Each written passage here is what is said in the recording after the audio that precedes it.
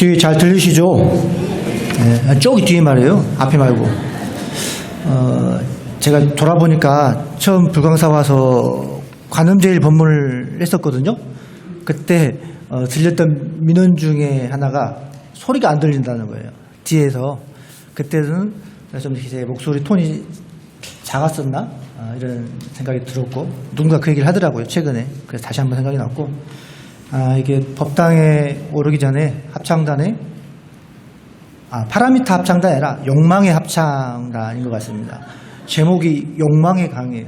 찬불가치고, 우리가 보통 찬불가 공명을 지을 때, 뭐, 자비의 강, 연민의 강, 광명의 강, 뭐, 이렇게 할 법한데, 아주 직설적으로, 사실적으로, 욕망의 강이라고 이렇게 한 거 보면,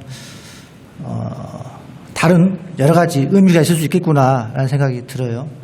그래서 이 파사 현정의 마음으로 우리 파라미타 합창단의 욕망의 강에 그 찬부가처럼 욕망의 강이 흘러서 시끄러운 이 세상 먼지들 싹 쓸어내고 또 희비분별 다 이 감로의 비로 씻어내었으면 하는 바람으로 시작하도록 하겠습니다.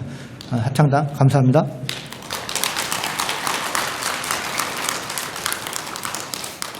요즘에 이제 감기가 많은 것 같습니다. 저도 이제 1년 내내 감기를 한 번도 앓지 않았었는데, 요 며칠 전에 이제 감기가 조금 들었어요. 아마도 이제 그 바이러스를 옮긴 숙주도 제가 누군지는 대강 짐작이 가요. 하지만 뭐 그게 중요한 게 아니잖아요. 사실 지나가다 보면 늘상 또 이렇게 통과 의례처럼 생각이 듭니다. 다만 이제 건강이 좀 불편하신 분들은 각별히 신경을 써야겠다라는 생각이 들고, 요즘 감기는 뭐 A형 독감, 뭐 감기 이렇게 말을 하더라고요. 조금 독한가 봐요. 저는 그 정도는 아니었습니다. 그런데 이렇게 감기가 강하다 보면 밤에 또 새벽에 깰 때가 있지 않습니까? 문득 이제 새벽에 한번 일어나서 보니까 그런 생각이 들더군요. 법정 스님의 어떤 글이 떠올랐습니다. 법정 스님께서 말년에 폐가 안 좋으셨어요. 그래서 기침을 참 많이 하셨습니다. 새벽에 이제 기침을 하면서 일어나다 보면 많은 걱정을 하는데, 또 한편으로는 이 기침 덕분에 이 신새벽에 일어나서 새벽의 기운을 내가 만끽하는구나 라는 말씀을 하셨더라고요. 그런 걸 보면 제가 앓고 있는 이 감기 또한 고마운 존재인 거예요.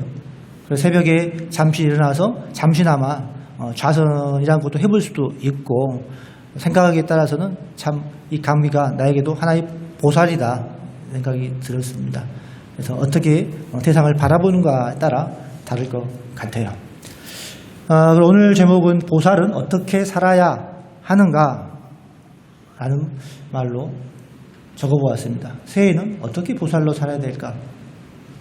우리 명인보살님은 새해 어떻게 보살로 살까 걱정을 합니까? 직장도 잘 다니고 종교생활도 훌륭히 하고 아주 훌륭하죠. 제가 이제 올해 새해 들어서 이제 넷플릭스나 뭐 이런저런 OTT라고 하거든요. 그런 온라인 서비스 스트리밍이죠. 한 두세 개 보기 시작했어요. 그 전까지는 전혀 보지를 않았거든요. 그러면서 이제 20대 청년들하고 잠깐 얘기할 일이 있었는데, 요즘에 인기 좋은 드라마나 보는 프로그램이 뭐냐 했더니 그 중에 한 여학생이 강철부대를 보고 있다고 하는 거예요. 여러분 강철부대가 뭔지 아세요? 잘 모르시죠? 알아요? 재밌나요? 그렇더라고요. 저도 이제 그 말 듣고서 가서 보니까 또 나름 재밌더라고요. 군대 예능 프로그램이에요. 근데 그 군대 예능 프로그램이 특수부대를 전역한 일반인들이, 전역한 지 얼마 안 된 분들이겠죠. 일반인들이 군대 예능, 서바이벌, 그러니까 어떤 진행을 겨루어서 1등을 매기는데 각 부대에 이제 명예를 걸고 가는 거죠. 우리나라의 특수부대가 이제 뭐 적진 않습니다. 뭐 육군, 뭐 특전사, 707, 해군 유니티, SAU, 뭐 해병 특수수색대 이렇게 많거든요. 그렇게 해서 인기를 굉장히 많이 얻었는데, 여기 보니까 의외로 여성분들이 그 프로를 더 많이 보는 거예요. 시청률이 높아요. 저는 그게 좀 의외였어요. 여성분들이 이렇게 군대 예능 프로그램에 관심이 많았나? 물론 그 프로 보면 이렇게 몸이 좋은 분들이 많이 나오긴 해요. 그래서 그런가 싶기도 하지만, 그런데 꼭 그렇지도 않은 게, 그게 이제 3버전까지 나오고 4버전은 강철부대 W라는 게 나왔어요. 여성부들, 여성 군인 출신들로. 그러니까 여성 특수부대는 많지 않습니다. 국내 육군에만 조금 존재를 해요. 그래서 일반 육군, 해군, 뭐 공군 이렇게 일반 군대 출신 이제 여성 전역자들로 이루어진 그런 강철 부대라는 프로그램을 만든 것이죠.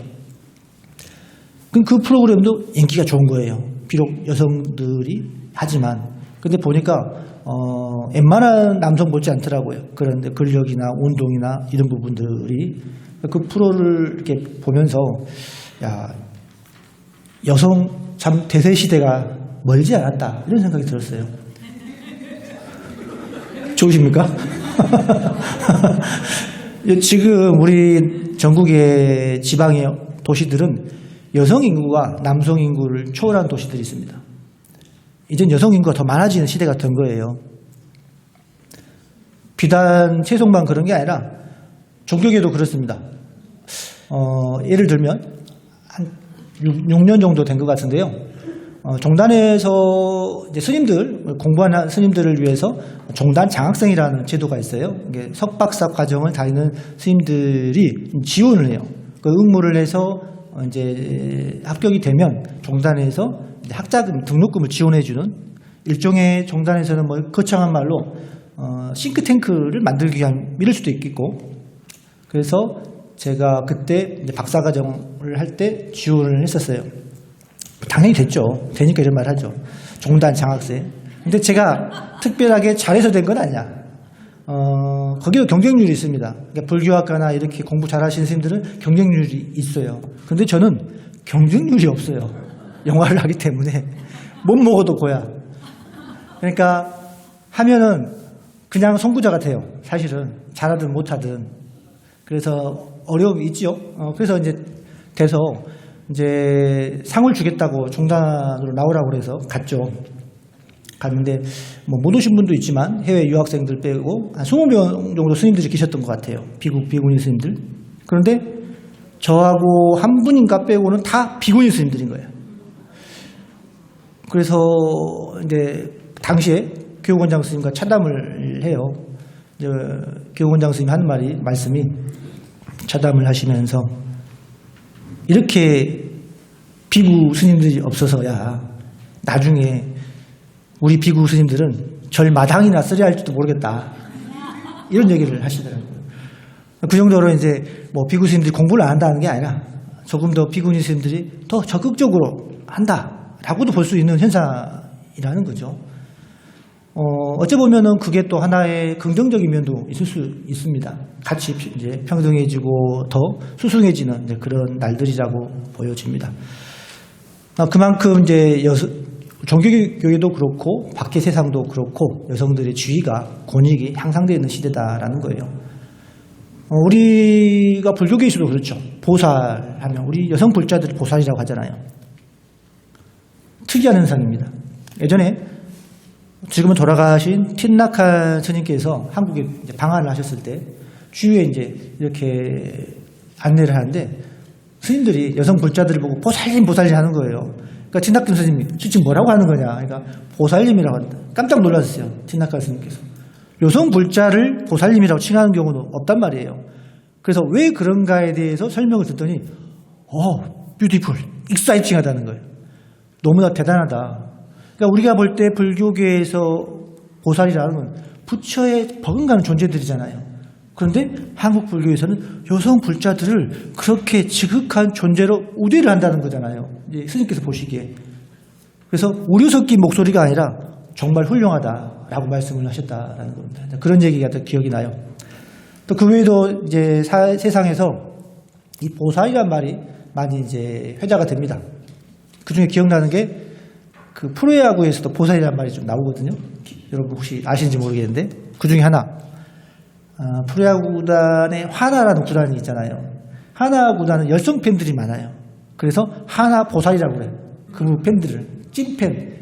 그러니까 이제 뭐 잘하죠. 잘하면 좋은데 꼭 꼴찌를 해도 무한 긍정, 무한 운동을 한다는 거예요. 다른 팀 같으면은 안 봐. 구단주 바꾸라고 난리가 아닌데 하나 팬들은 그렇지 않은 거예요.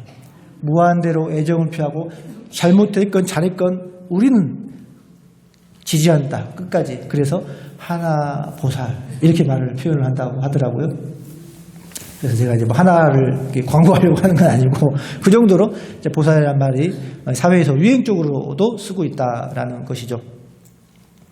근데 반면에 이제 우리 사회에서 또 볼 때 보면 우리 불교계도 그렇습니다만은 이 보살이란 말이 여성 불자들을 대명사로만 또 사용되어지는 것 같은 아쉬움이 조금은 있어요, 사실은. 그래서 조금은 우리가 이제 그 부처로 살고자 하는 보살의 원래 이름을 좀 찾아가는 그런 간절한 노력이 이제부터는 필요하다. 그런 마음이 들었습니다. 사실 이 보살이란 말은 우리 대승불교에 있어서 가장 이상적인 인간상을 말하거든요. 그래서 이 보살 이 사상은 오래된 고루한 해묵은 전통이 아니에요. 정말 우리가 이제 갈고 닦아야 할, 아까 우리 보현행원품 독송했습니다만은 보살의 사상과 실천이 바로 보현행원과 같다라는 겁니다. 그런 점에서 이 보살은 지금도 필요하고 발전시켜야 된다라고 봐요. 대표적으로 보살하면 부처님이 떠오르죠. 부처님도 이제 고타마 시타르타 이 뿐만 아니라 이 전생에도 수많은 보살의 삶을 사셨다는 거예요. 여러분 다 잘 아시잖아요. 그러니까 부처님 전생담에 등장하는 많은 이야기들이 부처님의 보따의 얘기 아니에요. 보살의 이야기, 보살의. 수많은 보살의 생애를 거듭한 이야기라는 것이죠. 그래서 그 뜻은 이제 태자인 시타르타가 출가 이후에 아주 용용고행이라고 하는 힘든 고행을 하고 이제 정각에 이른단 말입니다. 그런데 그 이전의 삶부터 수행이 시작됐다라는 거예요. 단지 6년 고행뿐만 아니라 그 이전의 삶부터 치열한 수행을 했었고 또한 수많은 생애를 통해서 수많은 우리 중생들과 교감을 한 삶을 살았다라는 이야기를 전생담에서는 한다라는 것이죠. 그래서 그런 이야기를 우리는 이제 전생담, 본생담, 경을 붙이고 또 자타카라고 이렇게 말을 합니다. 이 말 뜻은 지금 생에 태어나기 전까지의 모든 전생 이야기를 자타카라고 말을 해요. 그 자타카는 무려 547가지 이야기가 된다고 합니다. 정말로 많죠. 우리가 아는 것 이상으로도 굉장히 많습니다. 그런데 왜 부처님의 전생 이야기가 이렇게 많을까를 생각해 보게 되죠. 부처님이 이제 인멸하시고 나서 부처님에 대한 많은 그리움들이 생기죠. 그래서 이 출가 제자들은 부처님의 가르침을 이제는 기록하기 시작합니다. 경전하기 시작하죠. 그걸 우린 결집이라고 그래요. 1차부터 4차까지의 결집. 그런데 또 한 그룹은 자타카를 쓰는 작가들이 있었어요. 그분들은 대상의 일반 대중들에게 부처님의 이야기를 조금 더 드라마틱하게 재미있게 풀어놓고자 하는 것이었죠. 그래서 많은 부처님의 이야기를 설화를 통해서 대중들에게 접근을 하고자 했다라는 거예요. 그렇기 때문에 그런 분들은 현세에서 단지 위대한 업적을 이룩해서 뿐만 아니라 그런 분들은 과거세에도 분명하게 그럴듯한 원인이 있었다라고 얘기를 하는 거예요. 그것이 사실은 당시 인도 사람들의 오래된 생각이기도 하다라는 것이죠. 그래서 여기서 말하는 골자는 그런 거죠. 시타르타 태자가 아주 훌륭한 수행 끝에 우리 사가모니 부처님이 된 것은 사실은 과거에 무수한 겁을 통한 수행의 노력도 있고 훌륭한 선행을 쌓았기 때문이기도 하다. 마찬가지로 어느 누구라도 동시에 이와 같은 선행을 닦으면 누구라도 좋은 과보를 얻는다. 그런 교훈을 담고 있습니다. 대표적인 이야기로 두 가지만 말씀해 드려보면 다 아시는 내용이기도 한데 첫 번째는 위법망구의 정신이라고 제가 적어봤습니다. 위법망구. 자, 부처님의 바른 법을 위해서 내 몸을 잇는다, 희생한다, 헌신한다. 불교조의 진리를 위해서 기꺼이 내 몸과 마음을 헌신한다라는 뜻이죠.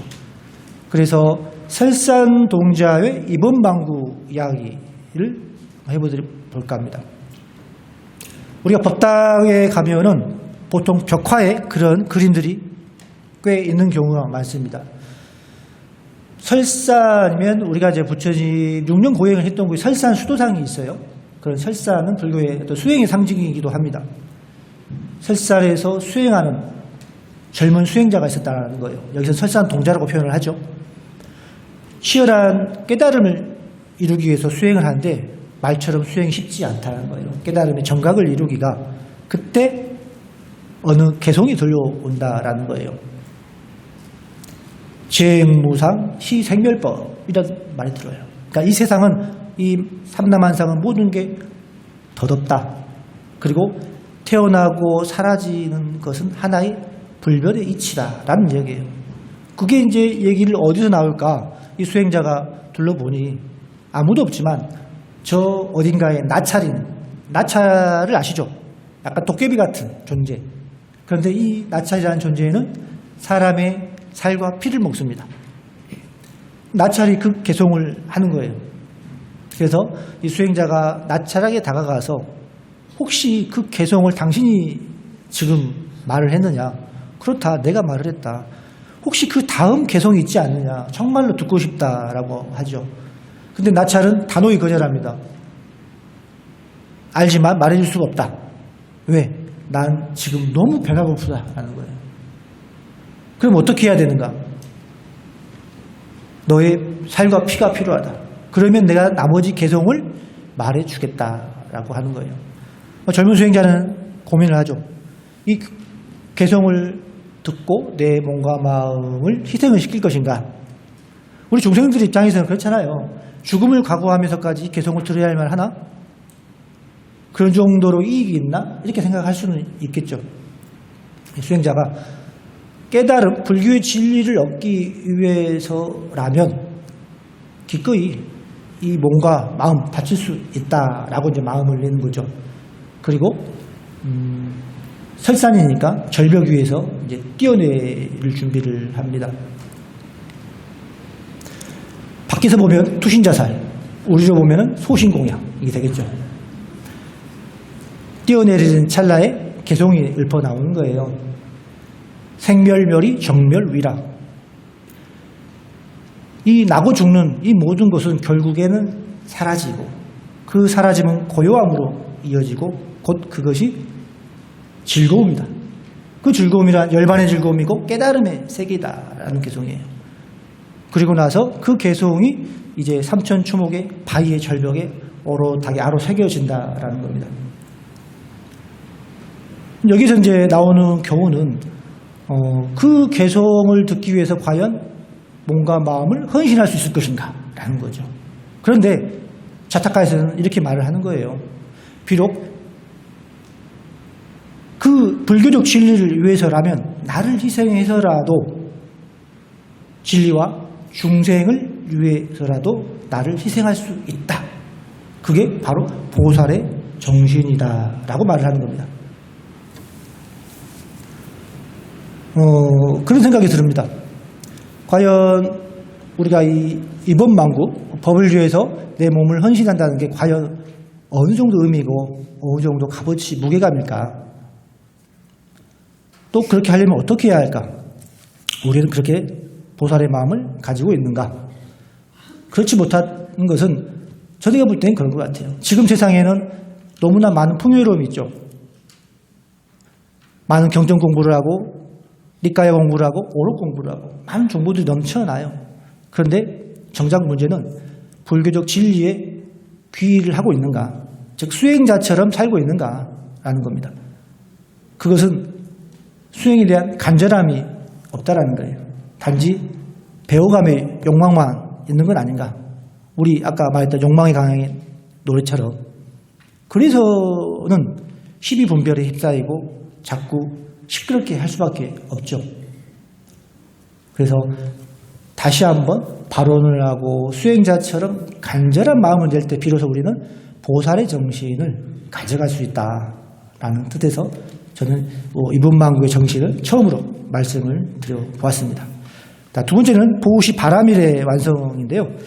12항과 비둘기 이야기 여러분 많이 들어보셨을 겁니다. 아주 불교계에 많이 회자가 되고 있죠. 간단합니다. 굶주린 매에 쫓긴 비둘기가 궁전에 나와 있던 12왕의 가슴에 품에 안깁니다. 그리고 굶주린 매가 12왕에게 비둘기를 달라고 그러죠. 내가 이 비둘기를 가져가지 못하면 나는 오늘 굶어 죽을지도 모른다. 그래서 12왕이 어떻게 해요? 비둘기를 주지 않고 자신의 허벅지살을 떼어주잖아요. 그런데 그 저울에 아무리 자신의 허벅지살을 올려도 비둘기와 무게가 같지 않다라는 거예요. 그런데 자신의 온 몸을 비로소 저울에 올리니까 비로소 비둘기와 몸이 같아지더라는 거죠. 그 얘기는 자신의 생명조차 다른 중생의 행복을 위해 보시할 때 그 보시의 바람일은 비로소 완성이 된다. 이런 맥락인 것이죠. 보시를 할 때 그 얘기는 어떤 집착도 하지 말라. 어떤 대가도 바라지 말라. 어떠한 상도 내지 말라라는 겁니다. 이 12왕과 비둘기의 이야기는요. 인도의 아잔타 석굴 같은 데 가면 많이 그려져 있습니다. 그 당시에도 많이 회자가 되었다는 얘기고요. 또 남인다, 간다라 지방 가도 꽤 새겨져 있어요. 중국도 마찬가지입니다. 중국의 불교 석굴사원과도 이 12항과 비둘기 이야기는 많습니다. 그 얘기는 뭐냐? 우리 불교사를 통틀어서 이 이야기는 많이 회자가 되었다는 거예요. 출가, 제가를 막론하고. 그래서 이 보시의 종교적 열정을 불러일으키는데 많은 역할을 했을 법한 이야기다라는 이야기인 겁니다. 자, 그렇게 보면은 요즘에 이제 있어서의 우리 보살의 관점은 어떤가? 우리 현대 시대에 있어서는 조금은 아쉬운 것 같긴 해요. 조금 더 충의가 달라진, 조금 더 고차원적인, 예를 들어서 위대한 영웅이나 지도자, 예를 들어서 달라이라마 스님을 관세음보살의 화신이라고도 말을 하지 않습니까? 너무나 높아진 우리 보살은 아닌가. 좀 더 동시대에 우리가 살고 있는, 곁에 머물고 있는 보살이었으면 좋겠다라는 겁니다. 그래서 우리 슬픔을, 괴로움을 함께 할 수 있는, 그런 공감할 수 있는 보살, 또 우리 주위의 곁에서 묵묵하게 봉사하고 희생하는, 또 바라는 바 없이 보시를 실천하는 분들이야말로 정말로 진신된 보살의 모습일 것이다 라고 생각이 들어요. 자세히 꼼꼼히 보면 우리 주위에 그런 분들 많이 계십니다. 우리가 바라는 보시 정신, 그러니까 육바라밀도 마찬가지입니다. 이 보시 바라밀처럼 다른 보살 바라밀, 육바라밀도 다르지 않다라는 것이죠. 예전에 제가 봤던 이야기 있는데요. 이런 이야기 한 가지 있습니다. 불교계에서도 이제 세계 구호 활동을 이렇게 많이 하지 않습니까? JTS라는 구호단체가 있어요. 주로 제3세계에 가서 학교를 건설하는 곳입니다. 특정 지어서 어디라고 말씀을 드리지는 않겠지만 다 알죠. 아프가니스탄 내전이 심했죠. 아프가니스탄에 가서 아이들을 위한 학교를 짓습니다. 종교가 다르죠, 당연히. 그런데 말 그대로 구호단체니까 가서 여기에서의 철칙은 그분들의 토지, 그 다음에 그분들의 노동력을 제공받고 그 단체는 건설에 필요한 모든 기자재를 제공하는 거예요. 그리고 그 후속으로서의 필요한 마을에 이제 구호 물품들을 제공하고 의료 지원도 하는 것이죠. 그렇게 해서 상당 부분 일이 진척이 돼서 계약도 맺고 해서 학교를 이제 건설하던 중이었다고 해요. 그 대장 활동가가 있는데, 그래서 굉장히 사이좋게 그 활동가는 마을에 상주하면서 이렇게 학교 건설을 운영을 하고, 근데 어느 날 그 마을의 지도자란 분이 와서 말하기를, 우린 더 이상 여러분과 함께 일할 수 없다. 우리 노동력의 대가를 달라. 원래 계약은 그렇지 않았는데 이제는 우리 말로 하면 인건비를 달라는 거예요. 인건비를 주지 않으면 우리는 더 이상 일하지 않겠다. 이 활동가는 청청병력이겠죠. 지금까지 해왔던 게 있는데 여기서 도중 하차할 수도 없고, 그래서 굉장히 설득을 많이 했대요. 근데 안 된대. 왜 그럴까? 왜 갑자기 이렇게 변했지? 라고 보니까 세계에 많은 구호단체가 있죠. 정부 단체도 있고 비정부 기구도 있고 NGO도 있고 그런데 일부 단체에서 그 난민들 제3세계 주민들에게 돈을 지원을 하는 거예요. 그러니까 그 모습을 보고 이 사람들이 마음이 변심을 한 거죠. 우리도 돈을 받겠다. 받고 싶다라는 거예요. 그분들에게 계약서가 의미 있을까요? 우리는 계약서 한 번 잘못 쓰면 잡혀 들어가잖아요. 하지만 그분들에게는 그다지 종이 하나에 불과하죠. 사실은. 그 제3세계에서. 그래서 간곡하게 설명을 했지만 되지 않았대요. 그러면서 마을 지도자분이 하는 말이 지금까지 이렇게 같이 해줘서 고맙고 또 반면에 여러분들이 이렇게 선행을 좋은 일을 할 수 있도록 내가 또 기회를 주지 않았느냐 이렇게 말을 하더라는 거예요. 그 말을 듣고 이제 이 사람이 너무 화가 난 거죠. 아니 세상에 나에게 착한 일을 할 기회를 주고 시혜를 베풀었다고 말하는 게 말이 되는가. 분노로 화가 너무 나서 몸져 누웠다고 그러는 거예요. 그걸 이제 인정할 수가 없는 것이요. 약속은 자신들이 어겨놓고 선행할 기회를 주지 않았느냐 이렇게 말을 하니까 그러면서 먼저 알아두면서 중간중간 기도를 했다고 합니다. 그때 이 활동가가 떠올랐던 얘기가 백은선사와 이야기가 떠올랐어요. 백은선사와 문수보살 이야기가. 예전에 이제 백은선사라는 훌륭한 고승이 있었는데 큰 절에 초청을 가서 법문을 하고 돌아오는 길입니다. 길가에 남루한 옷을 입고 거의 죽어가다시피 하는 문둥병 환자가 있더라는 거예요. 과거에는 문둥병 환자 많았습니다. 근데 여기서는 제가 거지라고 그럴게요. 거린이 있었던 거예요.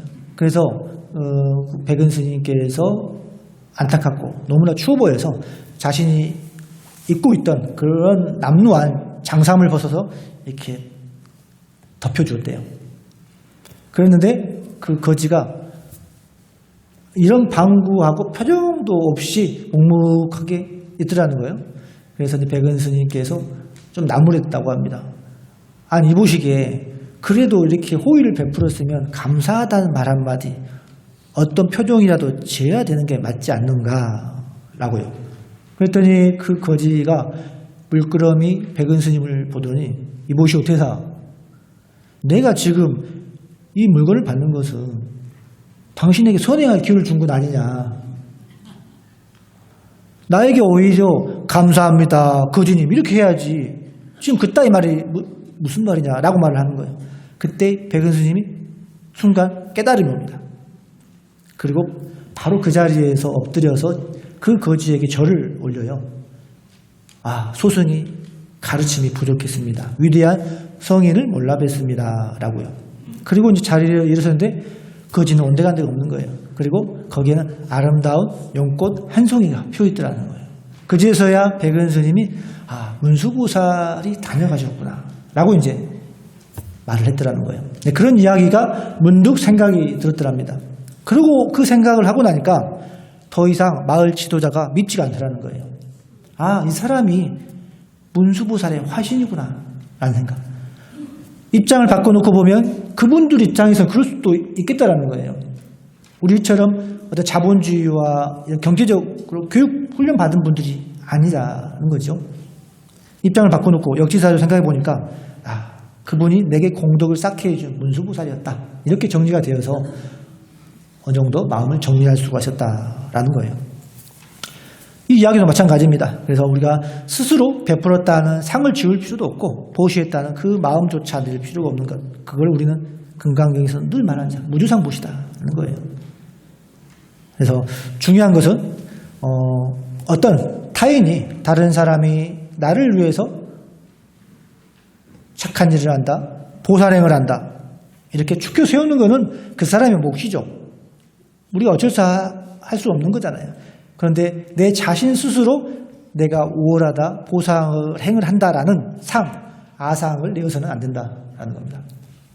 저는 이제 영화를 하잖아요. 영화 하다 보면 이제 제작비 모의를 많이 하게 됩니다.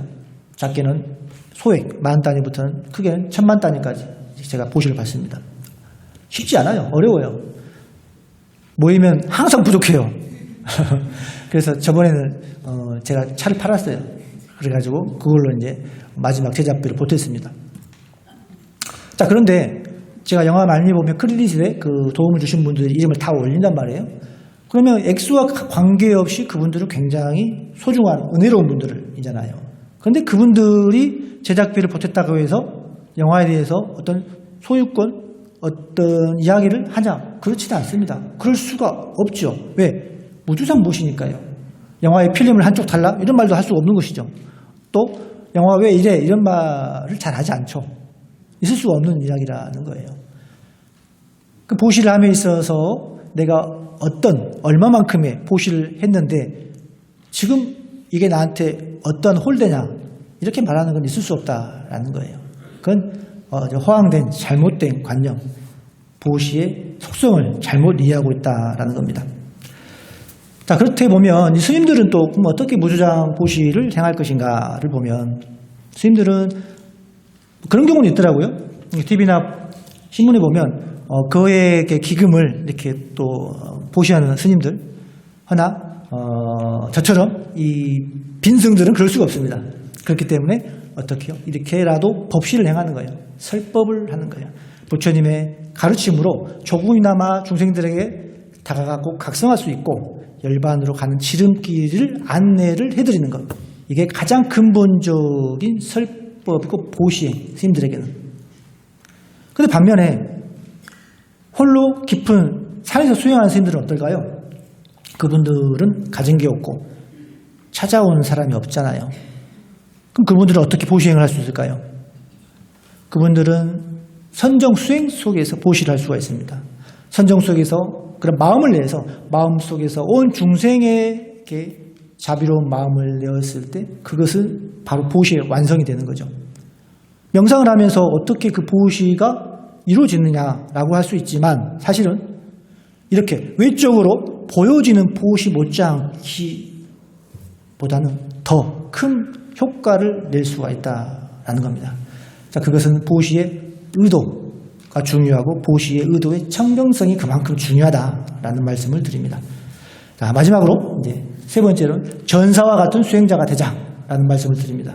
법회 보면 이 페이지에 상단에 개송이 하나 있습니다. 개송을 함께 같이 짧게 한번 읽어보도록 하겠습니다.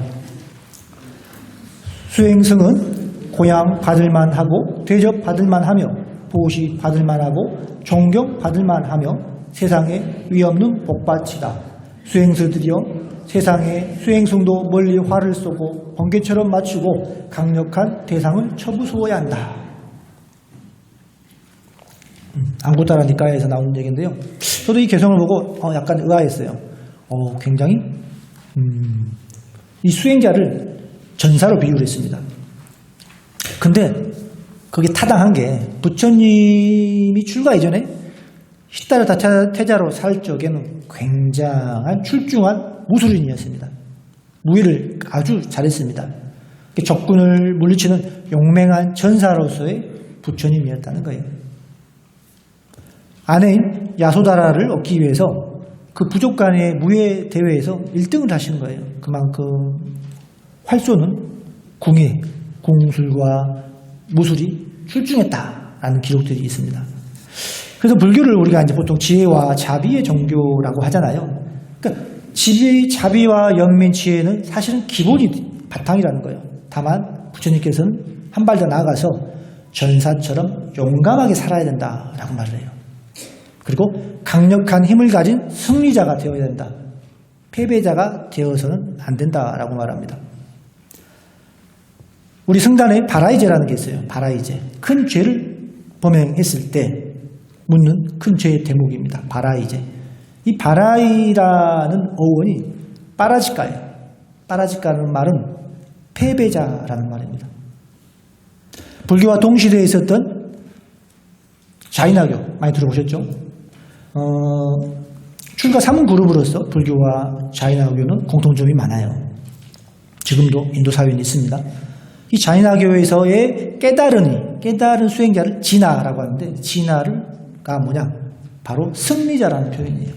그렇기 때문에 부처님 시대에도 이 승리나 용맹함에 대해서는 제법 많은 얘기가 있었다라는 겁니다. 그래서 단순하게 말씀드리면 패배자가 되지 않으려면은 전사처럼 용맹하게 살아야 된다라는 얘기를 하는 거죠. 그러니까 자애와 연민만이 불교의 전부가 아니다. 무조건적인 방어만 하는 것도 불교가 아니다. 달리 말하면은 용맹하게 싸워서 이기는 것이 불교라는 말이에요. 어떻게 해요?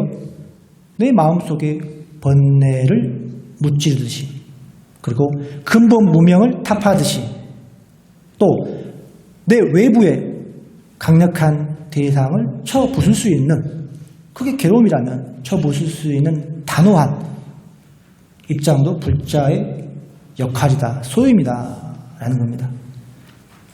우리 그런 말을 합니다. 참고 기다리다 보면 좋아지겠지. 그런데 인고의 세월이 약이 될 수도 있고요, 독이 될 수도 있습니다. 이 역사는요, 미래의 반복입니다. 과거와 현재의 끊임없는 대화라고도 말을 해요. 저는 곧잘 그런 비유를 하는데, 호랑이를 괴로움이라고 말을 해요. 호랑이를 맞닥뜨렸어요. 그럼 어떻게 해야 돼요? 이 괴로움의 덩어리를. 호랑이를 피해서 달아날까요? 달아난다고 모든 게 해결이 됩니까? 안 됩니다. 어떻게 하면 호랑이를 물리칠 것인가에 정신을 바싹 차리고 노력을 해야 되죠. 그러려면 꼼꼼하게 호랑이를 관찰하게 되죠. 집중을 하게 되죠. 길이 보인다라는 거예요. 노력을 하게 되면은. 그래서 우리가 지나온 이런 불운한 과거를 대충 돕고 넘어간다라는 것은 다가올 미래 세대에게 큰 짐을 넘겨주는 것입니다. 그렇게 되어서는 안 됩니다. 흔히 그런 말을 해요. 술에 술 탄 듯 물에 물 탄 듯 불교. 그거는 불교가 아니에요. 유교식의 장제일 뿐입니다. 그래서 불교는 자기 자신과의 싸움을 이겨내는 것을 가장 기본으로 한다라는 것을 명심을 하셔야 됩니다. 그래서 불교의 출가, 제가 수행자들은요, 괴로움을 이겨내는 타파하는 전사가 돼야 되고, 또 승리자가 돼야 됩니다. 불교는 져서도 안 되고 질 수가 없어요. 왜? 불교는 이기는 종교예요. 승리자의 종교예요. 혹자는 불교를 물러터진 종교라고 하는데, 우리가 그런 말 들으면 되겠습니까? 아니란 말을 해요. 불교는 고루하고 보수적이고 변하지 않는 그런 종교가 아니란 말이에요. 항상 불교는 혁신적이고 가능성 있고 변화를 추동하는 종교예요. 그래서 용맹하고 전사처럼 내 마음을 항상 탈바꿈할 수 있는, 그리고 괴로움이라는 적을 두려워하지 않는 종교다 말을 명심하시고 바랍니다. 자, 그래서 차라리 한 대 맞고 편히 발 뻗고 자는 게 낫다 이런 말 하잖아요. 아닙니다. 안 맞고 따끔하게 혼내서 집 밖으로 내쫓아야 됩니다. 자, 부처님 시대에도 바라문이 부처님을 향해서 욕을 합니다. 그럼 부처님 어떻게 했어요? 따끔하게 혼을 내서 집 밖으로 보내요. 그래서 항상 당당하시라는 거예요. 기죽지 말고. 그리고 새해부터는 그런 이번 망구의 마음으로 임하시면은 안 될 일이 없다. 점점점 더 좋아질 일만 남았다라는 말씀을 꼭 드리고 싶어서 말씀을 드렸고요. 마지막으로 한번 정리를 하면, 자, 이번 망구 불교를 지키는 헌신하는 마음이죠. 불교적 진리를 위해서 정말 올해는 보살의 마음을 내보자. 어떻게? 보시 바라밀의 완성을 위해서 상을 짓되 아상을 짓지 말고, 바라되 바라지 말고, 보시하되 그 보시의 결과를 바라지 말라. 그리고 마지막으로 용맹한 전사의 보살로서의 마음을 갖자라는 겁니다. 우리 불광사의 모든 이렇게 보살, 마살 분들이 이러한 이번 망구 보살의 정신을 가진다면 우리 불광사 앞으로 좋은 일만 남았다라고 저는 생각을 합니다. 그렇게 힘차게 함께 나아가도록 하겠습니다. 반갑습니다.